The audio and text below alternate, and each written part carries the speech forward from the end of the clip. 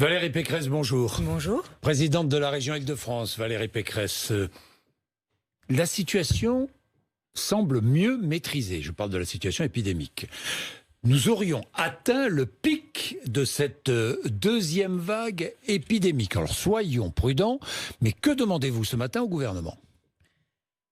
Il faut préparer, puisque nous voyons que nous sommes sur le pic, il faut préparer la phase du déconfinement. Mais cette phase du déconfinement, elle doit être maîtrisée, elle doit être ordonnée, elle doit être graduelle, elle doit être tout le contraire de ce qu'on a fait cet été. C'est-à-dire qu'il faut arrêter le stop and go.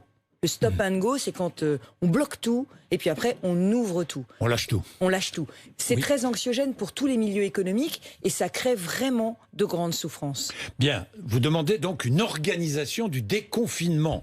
Apparemment, je reçois Olivier Véran, le ministre de la Santé, demain matin.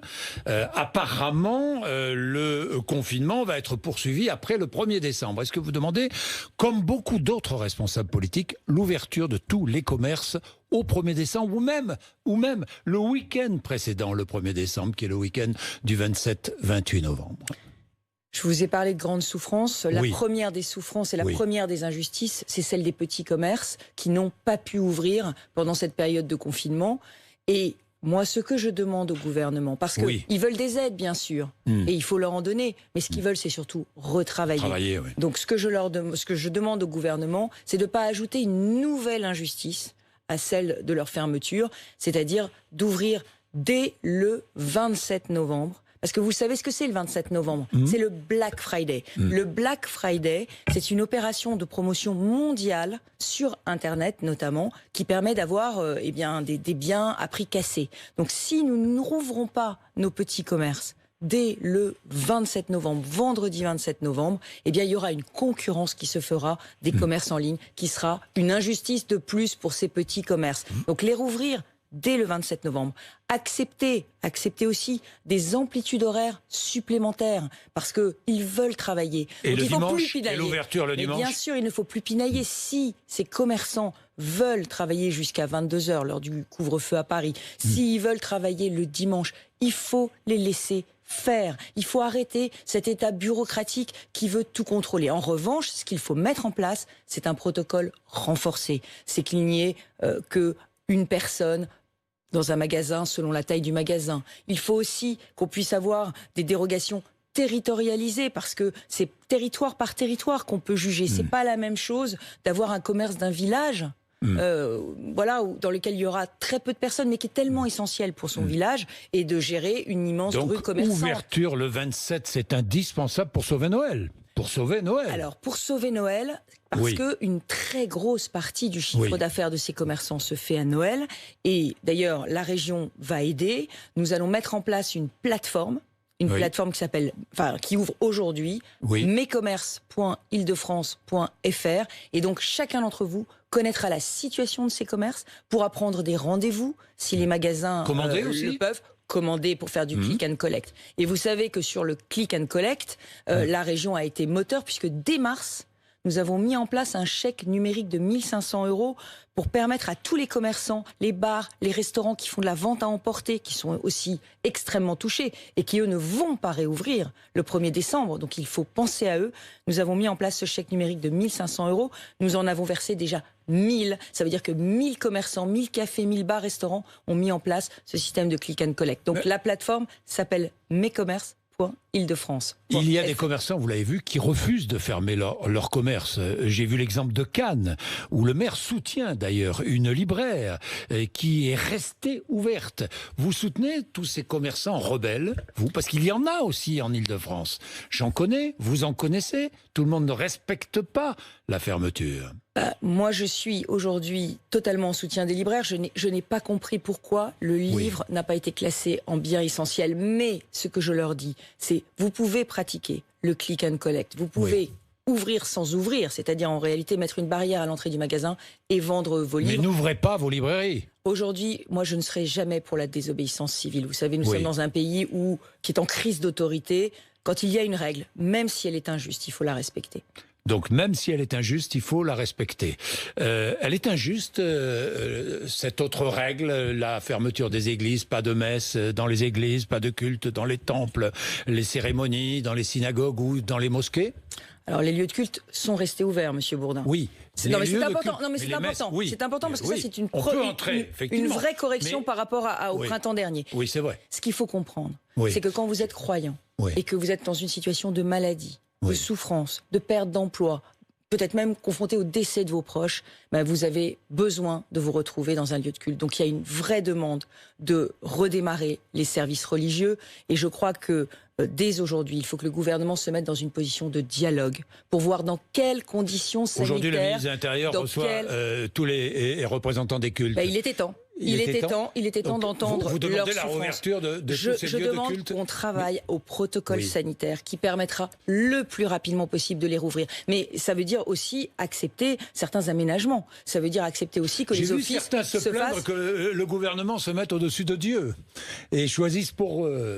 Le sujet aujourd'hui, c'est vraiment d'organiser des protocoles sanitaires qui garantissent la sécurité. Parce que malheureusement, effectivement...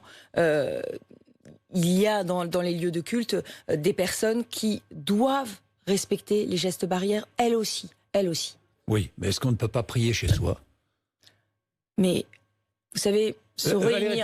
C'est une question de réconfort moral. C'est une question de réconfort moral. Bien sûr, on peut prier chez toi. Mais Monsieur Bourdin, on peut aussi consommer chez soi. Or, aujourd'hui, qu'est-ce que je demande? Je demande qu'on fasse vivre nos petits commerces. Je demande qu'on achète local. Je demande qu'on achète français. C'est un geste patriotique. Et de la même façon, bien sûr, on peut prier Dieu chez soi, bien sûr, mais en même temps, se retrouver, c'est un réconfort. Et vous savez, la détresse psychologique qui est liée au confinement, elle ne doit pas être sous-estimée.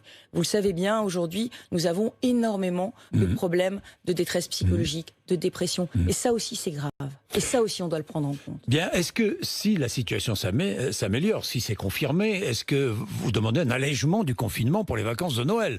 Une possibilité de circuler sur tout le territoire? Il va falloir que le gouvernement se donne les moyens pour que les Français puissent fêter Noël. Vous parliez tout à l'heure de préparer effectivement ce déconfinement. Il faut que les Français puissent fêter Noël en famille. Mais là aussi, je vous le dis, il faudra contrôler et maîtriser les choses. C'est évident que le réveillon de 2020 ne sera pas le réveillon du 31 de d'habitude, parce qu'on ne pourra pas faire la fête, parce qu'on ne pourra pas... Et de ce point de vue, il est totalement irresponsable de faire ce qu'ont fait les Joinvillais. Les Joinvillais ce week-end. Attendez, se réunir à 300, et évidemment, qu'est-ce qui s'est passé? Il y avait un malade du Covid. Donc combien de personnes vont être malades? Il faut pas jouer avec la maladie. Cette maladie, elle tue, cette maladie, Valérie elle Pécresse. est extrêmement dangereuse, y compris pour les jeunes. Et ça, je le dis parce que, encore hier, j'ai eu le témoignage d'un jeune de 30 ans qui a perdu 20% de sa capacité pulmonaire, qui depuis 3 semaines ne s'en sort pas, qui a vu son bébé hospitalisé aux urgences. Donc il ne faut pas croire que c'est la maladie des autres, que ça ne vous arrivera pas, et il faut vraiment respecter les règles barrières. Vous dites il faut respecter, mais beaucoup ne respectent pas, vous le savez bien. Beaucoup ne respectent pas. Les interdictions, le confinement, des commerces sont ouverts, d'autres se réunissent pour faire la fête, d'autres encore sortent beaucoup plus longtemps que prévu. Valérie Pécresse, ça veut dire quoi? Ça veut dire que l'État n'est plus obéi? Ça veut dire qu'il y a ce manque d'autorité à gagner toute la population? Le problème, c'est quand on restreint les libertés, ce qui est le cas avec le confinement, et c'est très dur, eh bien, il faut être légitime pour le faire, et il faut avoir la confiance des Français. Et c'est vrai que cette confiance s'est émoussée. Elle s'est émoussée parce que les Français ont eu le sentiment que peut-être pendant l'été, cette deuxième vague n'a pas été suffisamment anticipée et que finalement on leur impose des pertes de liberté très brutales alors qu'on aurait pu gérer autrement. Mais ça, je leur dis, regardez devant. Regardez devant. Si on veut réussir le déconfinement, si on veut sauver Noël, il faut respecter aujourd'hui les gestes barrières. Je ne sais pas si vous avez lu la tribune de David Lisnard, le maire de Cannes. Absolument, et je partage tout ce qu'il dit. Mais il dit l'État protège de moins en moins et interdit de plus en plus. Il faut bien que l'État interdise. Il a raison de soulever ce que soulève David Lisnard dans sa tribune. C'est que cette bureaucratie tatillonne qui nous empêche de faire, il faut y mettre fin. Et ça, il a raison. Il a raison parce que, je vais vous donner un exemple. Si on veut réussir le déconfinement, il faut tester massivement la population. Il faut tester massivement et il faut que les tests soient disponibles partout. J'ai proposé au ministre de l'Éducation nationale 100 000 tests antigéniques, 100 000 tests que j'ai achetés, qui sont disponibles aujourd'hui, pour pouvoir tester massivement les lycéens. Vous savez bien que tout le monde suppose qu'une bonne partie de la contamination et de la circulation du virus aujourd'hui se fait à travers... Alors, il a accepté, ça commence quand? Non, pour l'instant... Il n'a pas accepté pour l'instant. Nous sommes encore en négociation avec l'Agence régionale de santé cette semaine. Et le rectorat. J'espère, en tout cas nous sommes en situation de commencer en milieu de semaine. Mais ça a été très compliqué. 100 000 tests, c'est-à-dire qu'on testerait tous les lycéens d'Île-de-France ou on testerait, je ne sais pas moi, le personnel éducatif, le personnel qui travaille dans les lycées? Alors, on a mis en place une méthodologie avec l'assistance publique Hôpitaux de Paris. Oui. En fait, l'idée, c'est de voir comment circule le virus et qui aujourd'hui l'a eu. Donc, première phase, on fait un test sérologique. Le test sérologique, c'est le test qui vous dit si vous avez eu le virus ou pas. C'est une information très importante. Aujourd'hui, on ne sait pas, dans les régions de France, qui a déjà eu le virus. Donc, on fait des tests sérologiques sur tous ceux qui sont volontaires. Lycéens, professeurs, agents des lycées. Donc, tous ceux qui sont volontaires, on fait un test sérologique, on voit la photo du lycée. Ensuite, on revient toutes les semaines. Et toutes les semaines, on fait une centaine de tests, toujours sur des personnes volontaire. Et ça permet de voir comment circule le virus, ça permet d'appréhender son mode de fonctionnement et ça permet de sécuriser les lycées. On est prête. On a 15 lycées volontaires. On fait tout sur la base du volontariat. Il faut trouver des bénévoles aussi. Il y a des bénévoles pour faire passer ces tests, non? Alors pour l'instant, on commence avec l'assistance publique Hôpitaux de Paris qui nous met à disposition des personnes. Mais la région va faire plus. Elle va former 2000 préleveurs. 2000 préleveurs, parce que vous savez que c'est compliqué de prélever, de tester. Le goulet d'étranglement. Pourquoi on a raté le tester, tracer, isoler à l'automne? Parce qu'on n'avait pas assez de préleveurs, parce qu'il y a eu un embouteillage dans les laboratoires. Or, il va falloir tester massivement quand on arrêtera d'être confiné. Donc là aussi, le gouvernement doit libéraliser, autoriser. Je demanderai au ministre de la Santé demain matin. Je lui poserai la question. Absolument. Si vous le souhaitez. J'en ai parlé avec Olivier Véran. J'en ai parlé avec Olivier Véran et on est en train de le monter main dans la main avec l'État. Mais Monsieur Bourdin, je vous le dis, ce qui est important, c'est qu'on puisse faire les choses main dans la main. C'est que l'État ne nous bloque pas en permanence quand nous proposons des choses. Est-ce que vous allez acheter des doses de vaccins? La région? Nous n'avons pas le droit de le faire aujourd'hui. Vous n'avez pas le droit de le faire? Nous n'avons pas le droit de le faire. Si vous aviez le droit, vous le feriez? Absolument. Ben, Valérie Pécresse, la sécurité... Et je le mettrai à la disposition du maximum d'entre nous, parce que je crois que ce vaccin est un formidable espoir. Je pense qu'il va falloir le distribuer à toutes les personnes les plus fragiles très rapidement. Et le rendre obligatoire? La vaccination obligatoire? La vaccination contre le coronavirus obligatoire, ça me paraîtrait effectivement nécessaire. Vous êtes favorable? Favorable, mais pas dans un premier temps, parce que dans un premier temps, comme les doses, on n'en aura pas suffisamment. Il faut les pister, les flécher vers les personnes les plus fragiles. Les plus fragiles, les plus à risque. Pas dans un premier temps, mais ensuite le rendre obligatoire. Absolument. Bien, Valérie Pécresse, parlons de sécurité. Je dois protéger ceux qui nous protègent, les policiers, les gendarmes, c'est ce que dit Gérald Darmanin. C'est l'objectif de la loi sur la sécurité globale, examinée demain à l'Assemblée nationale. Alors, il y a un article qui fait débat, l'article 24, qui prévoit de punir la diffusion dans un but malveillant d'images du visage d'un policier ou d'un gendarme. Est-ce que, député, vous voteriez cette loi? J'y suis totalement favorable. Totalement. Je suis totalement favorable parce qu'on doit protéger ceux qui nous protègent. Gérald Darmanin a eu la phrase juste. Moi, je n'oublie pas que les terroristes sont venus à Magnanville tuer un couple de policiers devant leur enfant. Donc, identifier les policiers, les jeter en pâture à l'opinion, ça n'est pas bien. Si en revanche, on a quelque chose à reprocher à un policier, eh bien on porte plainte. Mais les détracteurs disent ce texte risque de rendre invisibles certaines violences commises par les forces de l'ordre. Absolument pas. On saisit le juge et les réseaux sociaux ne sont pas là pour régler tous les problèmes de la société. Ils ne sont pas là pour générer la haine. Valérie Pécresse, dans ce texte, il y a beaucoup d'autres choses. Utilisation, par exemple, des drones lors de manifestations. Vous y êtes favorable? À la région, nous avons déjà expérimenté la sécurité par drone dans nos îles de loisirs et notamment pour surveiller les aires de baignade. Donc vous voyez, pour empêcher les noyades. Je pense que l'utilisation de drones est utile effectivement pour la sécurité. On le fait aussi dans certains quartiers sensibles. Vous demandez aussi de rendre obligatoire une police municipale dans toutes les villes de plus de 10 000 habitants. Absolument. Aujourd'hui, armée, cette police municipale. Alors j'y viens. Aujourd'hui, nous avons besoin d'une police municipale obligatoire dans les villes de plus de 100 000 habitants. C'est elle la police de proximité. La police nationale, c'est une police d'enquête. C'est une police qui est là pour élucider les crimes. Il ne faut pas mélanger les deux choses. La police de proximité, c'est la police municipale. Mais pour arriver à ce but, une police municipale obligatoire dans toutes les villes de 10 000 habitants, il faut donner aux maires les moyens de recruter et les moyens financiers de cette police. C'est pour ça que la région, en Ile-de-France, elle a ce qu'on appelle le bouclier de sécurité, c'est-à-dire elle a une convention avec le ministère de l'Intérieur qui nous permet de financer très puissamment, très fortement les polices municipales, comme à Joinville d'ailleurs, où le maire a souligné que grâce à la région, les policiers municipaux avaient eu les moyens d'intervenir. C'est pas du tout une compétence régionale, mais nous l'avons fait. Ces polices municipales, elles sont indispensables. Et je pense que dans les régions les plus criminogènes, il faut que ces polices soient armées. Et je le dis en Ile-de-France, il faut qu'elles soient armées.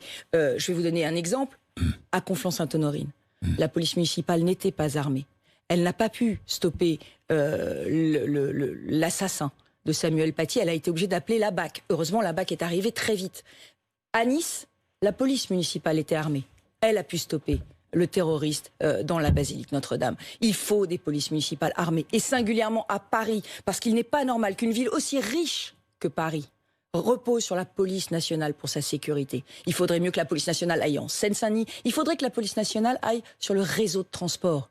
Vous le savez peut-être, mais Monsieur Castaner, Monsieur Darmanin nous ont retiré 350 policiers du réseau de transport en Ile-de-France, alors que la délinquance ne cesse d'augmenter. Donc je demande le retour de ces policiers.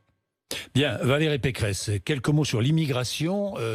J'ai vu votre parti, vous n'êtes plus non, moi je suis une femme libre, oui, totalement vous êtes libre. une femme libre, mais de droite, je le reconnais. Vous n'êtes pas loin des Républicains. Je ne me suis jamais caché de ce droite, que je suis. Bien sûr. Inscrire dans la Constitution le principe d'un plafond annuel d'immigration légale. Ça vous plaît, cette idée que va proposer le parti là? Ça fait des années que je dis que nous n'avons plus les moyens d'accueillir et d'intégrer dignement toutes les personnes que nous recevons sur notre sol. Et quand on n'a pas les moyens d'accueillir et d'intégrer, eh bien, on restreint les flux et on dit qu'on n'ouvre pas la porte. Moratoire sur l'immigration, dit Nicolas Sarkozy. Mais je crois que c'est totalement justifié aujourd'hui. Regardez la loi sur le séparatisme. On nous parle de séparatisme. Qu'est-ce que c'est que le séparatisme? C'est des personnes qu'on n'a pas réussi à intégrer aux valeurs de notre pays. Et si on n'a pas réussi à les intégrer à nos valeurs, à quoi sert de continuer à accueillir? Vous voyez ce que je veux dire? Ça n'est pas possible. Vous n'ouvrez pas les portes de votre maison à tout vent si vous n'avez pas les moyens d'accueillir. Donc il faut évidemment réduire l'immigration, mais surtout, il faut faire appliquer la loi de la République. Ce que les Français ne comprennent pas, c'est qu'on leur demande de rester chez eux. On leur demande de ne pas ouvrir leur commerce. On leur demande de ne pas aller à la messe. Et à côté de ça, on a des personnes en situation irrégulière, des déboutés du droit d'asile, des radicalisés étrangers, des personnes dangereuses qui ne sont pas renvoyées chez elles. Des faux mineurs isolés qui sont aujourd'hui dans des réseaux mafieux et qui sont pickpockets dans les transports. Pour restreindre le droit d'asile? Restreindre le droit d'asile? Appliquer le droit d'asile. Mais moi, j'ai une proposition pour le droit d'asile. Vous le savez peut-être, mais aux aéroports. Aux aéroports, il y a une procédure qui s'appelle l'asile à la frontière. En quelques jours, les demandeurs d'asile qui arrivent, par exemple, à Roissy, ils restent à Roissy. On examine leur demande d'asile. Et si on la refuse en quelques jours, on les renvoie chez eux immédiatement. Il faut mettre en place cette procédure d'asile à la frontière, à toutes les frontières de l'Europe, et ne pas accepter que les demandeurs d'asile rentrent sur le territoire. Parce qu'une fois qu'ils rentrent sur le territoire, on part pour 6 mois de procédure. Et quand ils sont déboutés, combien retournent chez eux? Combien? Quel pourcentage? Ultra minoritaire. Et vous le savez bien. Donc on a des abus de droit. Le droit d'asile est détourné de la même façon que le droit des mineurs isolés est détourné. Et vous le savez bien. Donc il faut arrêter les infractions à la loi. Le ministre de l'Intérieur parle de crise d'autorité dans le pays. Il a raison. Mais c'est quoi la crise d'autorité? C'est l'impuissance de l'État à faire respecter la loi. C'est l'incapacité à prononcer des sanctions lorsque la loi est violée. Et c'est que les honnêtes gens, eux, on leur impose beaucoup de choses. Eh bien, il faudrait qu'on se mette en situation d'imposer la même chose à tous ceux qui sont hors la loi. Alors Valérie Pécresse, vous parliez du ministre de l'Intérieur, un homme finalement de droite, qui applique une politique de droite, politique sécuritaire de droite. Dites-moi Valérie Pécresse, les élections régionales et départementales qui seront probablement repoussées en juin, vous êtes d'accord avec cette La priorité cette décision, pour moi, la décision n'est pas prise officiellement, mais elle est prise. La priorité pour moi, c'est la sécurité sanitaire. Oui. Donc, si effectivement nous sommes en pleine épidémie, alors il faut repousser le vote. Mais si on peut aller travailler, si on peut se déplacer, si on peut étudier, alors on doit voter. La démocratie, c'est pas la dernière roue du carrosse. Non, mais d'accord, mais comme vous ne pourrez pas faire campagne, probablement, il est peut-être bon de repousser ces élections au mois de juin. Enfin, Moi, je vous le dis, c'est une question qui est uniquement sanitaire pour moi et qui ne doit pas être politicienne, parce qu'on voit bien que ces élections dérangent beaucoup. Oui, et le candidat de la droite républicaine sera choisi après les régionales. À un moment donné, à la présidentielle. À un moment donné, la droite républicaine doit avoir un candidat. Comment, avec une primaire ouverte, une primaire ouverte Monsieur Bourdin, vous voyez bien que le président de la République, il va de plus en plus à droite. Oui, totalement. Je vous parlais de Gérald Darmanin. Peut-être que les Français en 2022 préféreront l'original à la copie.